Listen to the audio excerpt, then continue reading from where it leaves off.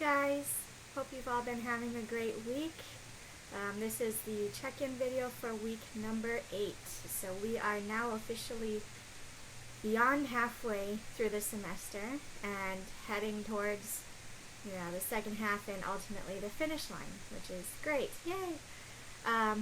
Sorry this video is coming a little late this week.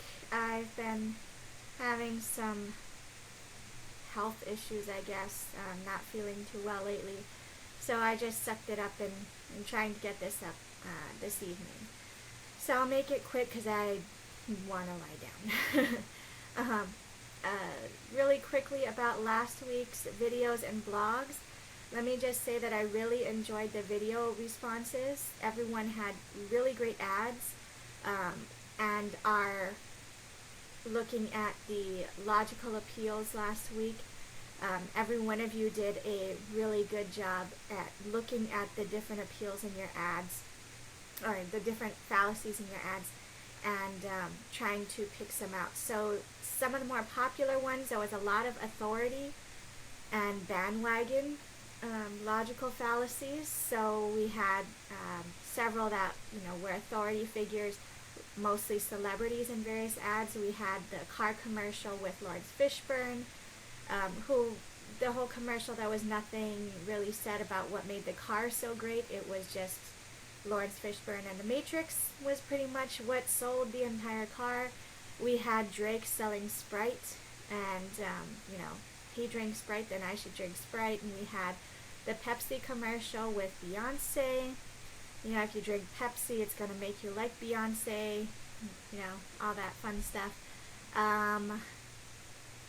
And then also playing off of authority, someone mentioned one of their own prior life experiences was listening to people, wives mainly of military husbands, using their rank, their husband's rank, as a way to get themselves different things, which I thought was quite interesting. It's like, bypassing yourself and using someone else's rank to help you get what you need. We also had quite a few people talking about the bandwagon fallacy, the idea that if, your parents probably told you this growing up, I heard it millions of times, if all your friends jump off a bridge, are you going to do it too, right? And we say no, but it's surprising how many different ads use this fallacy to actually get us to do what it is they want us to do. So we had some real life experiences talking about how a family member was influenced to think one way about all of the recent police interactions with African American citizens, especially on the mainland, with the Michael Brown shooting. That one was mentioned. We had the Pepsi monk commercial. So we had 2 Pepsi commercials. This is the second one, right? The young white monk who grows up in the monastery and then realizes that he's not quite fitting in, so he sees the mark on top of all the monks' foreheads, realizes it's from the Pepsi can, and does it to himself, and now poof, he's part of the community. Really just demonstrating the whole idea of bandwagon the bandwagon fallacy is you don't feel totally involved in a community unless you do what they do. We also had the Prius ad with the 4 robbers. I've seen that one going around for a while, and everyone's cheering for the robbers who are bad guys, but you want them to win because they got the same car as you. And then we had people talking about post hoc and ad hoc. Right, sorry, I had to make a pause there. Was talking about how we also had the post hoc, the post hoc. I had it after this, before, therefore because of this, and this one really appealed to me because I plan to use this fallacy talking with my English 100 students tomorrow, actually. So I really liked this one, and we had the extra video from the West Wing included.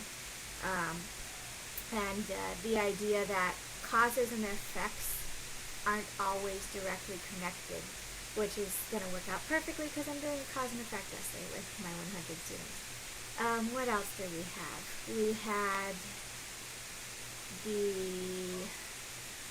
anecdotal fallacy, pulling out the one instance of something as an example of how it is or isn't true, which everyone does all the time, right? Like, oh, that happened to me when I was 10, or I know my brother's girlfriend's sister's grandpa, or whatever, something like that. It was the one person who that happened to, some weird thing. So those videos were great. I really enjoyed watching the ads and seeing what you all had to say about them. The blogs, it seemed that some of you struggled with this a bit, maybe because a lot of you were using the ad that you're writing on for your project, so it had a little more weight to it, I guess. So one thing I will say is, remember that the appeals, the logos, pathos, and ethos are not just limited to the words that are spoken or displayed in an ad, but can also come out in the colors that are used, and the music that's played, and the tone of voice of a speaker, and all of those different things.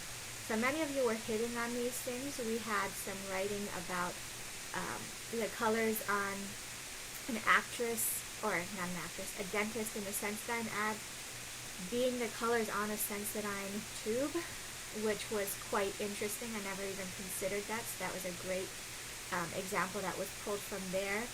Many of us examined the music in a ad and the effect that it had, especially if it started one way and ended another, picked up tempo at any point, or became louder or softer.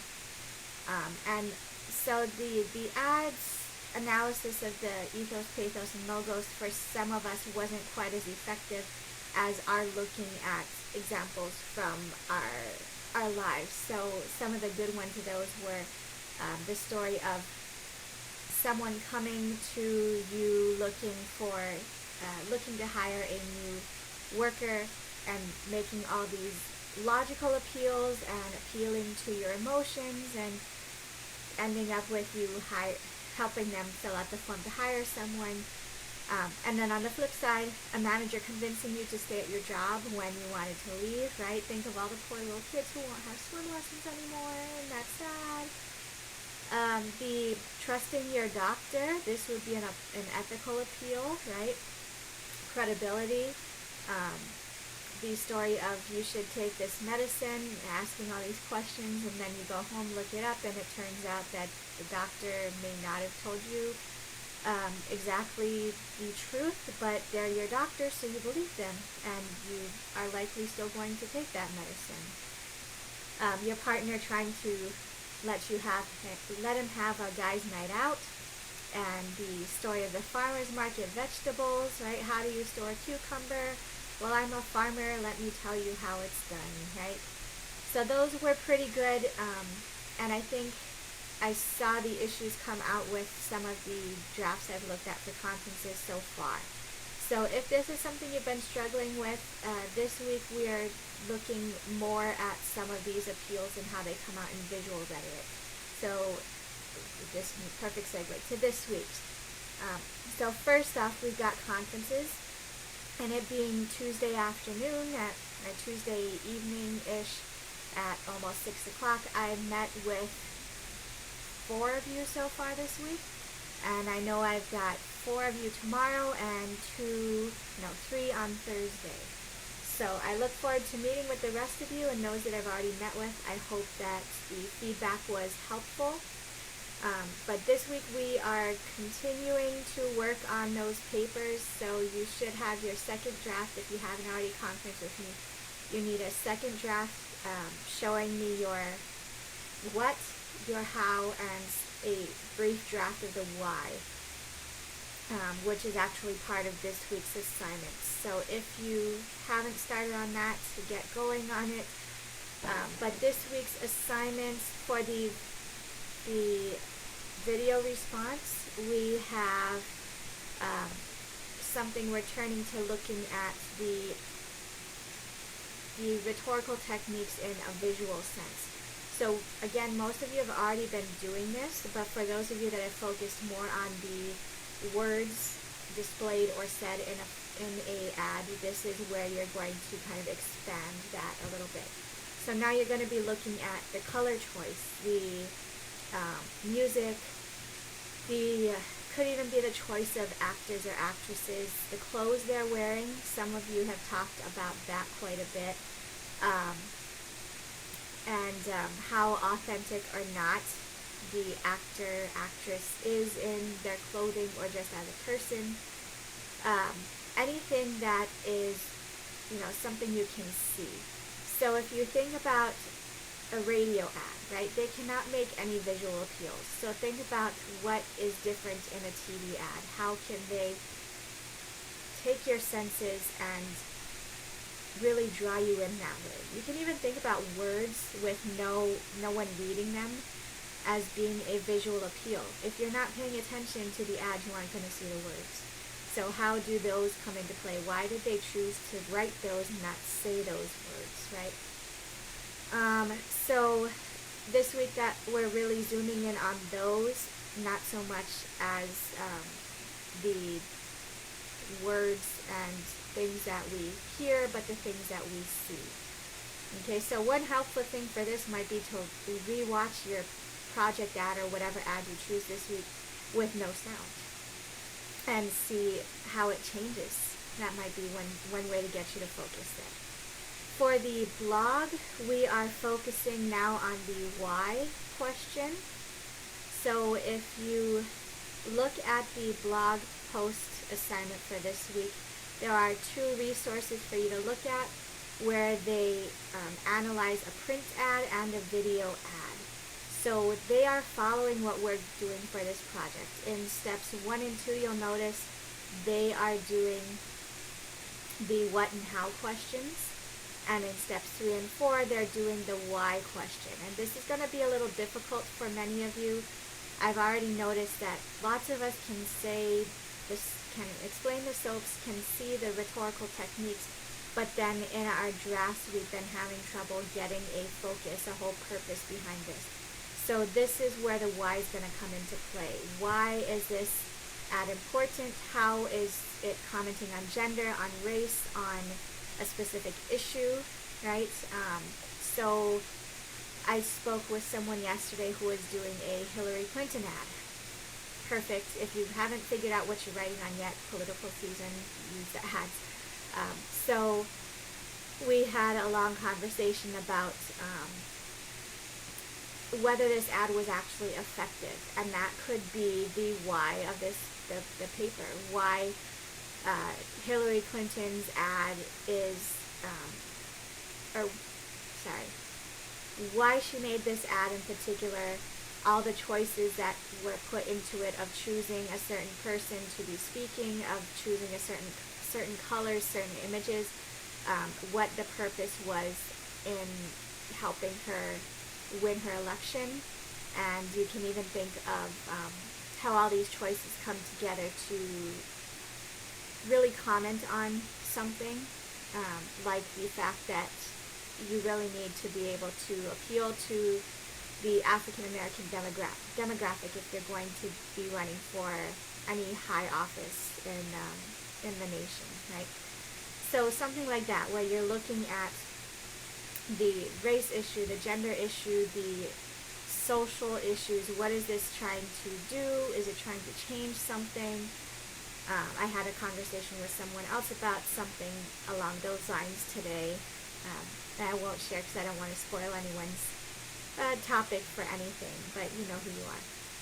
So that's what we're doing. So you are going to be using either your paper's ad or another ad to try to answer these why questions that are in those handouts. So they answer these questions for a specific ad. And you can just take the questions and apply them to whatever ads you have been using or will use. I highly encourage you all to be looking at each other's posts. Um, I've heard really good things about last week's workshops or peer edits, that the partners seem to work a lot better this time than last time. So that's great, and it really gives you all the opportunity to see other people's work and get some ideas as to how you want to structure, restructure, focus your own papers. Alright, so with the rest of you, I look forward to speaking with you or seeing you at conferences this week. I'm really enjoying the different ads that you're all picking. So far, no one seems to have the same ad, which is awesome. Variety is always great. But I will cut this video here today, or this week, and next week we'll be shifting back towards the grammar rules that we started with on the first project. So look forward to that. Look forward to seeing the rest of your drafts. And last thing I will say that Project 1 will be coming back to you sometime this week. I know I said 2 weeks. I might need a little extra time because of not feeling too well. So give me at least until Saturday. I would say I'll say Saturday to be safe, but I will aim for earlier than that. Anyway, have a good rest of your week. Just think spring breaks in a couple weeks. Yay! And you do have the week off. I won't give you assignments that week. So have a good rest of your week. Look forward to seeing the rest of you, and thank you for your patience with me getting this video out. See you next time.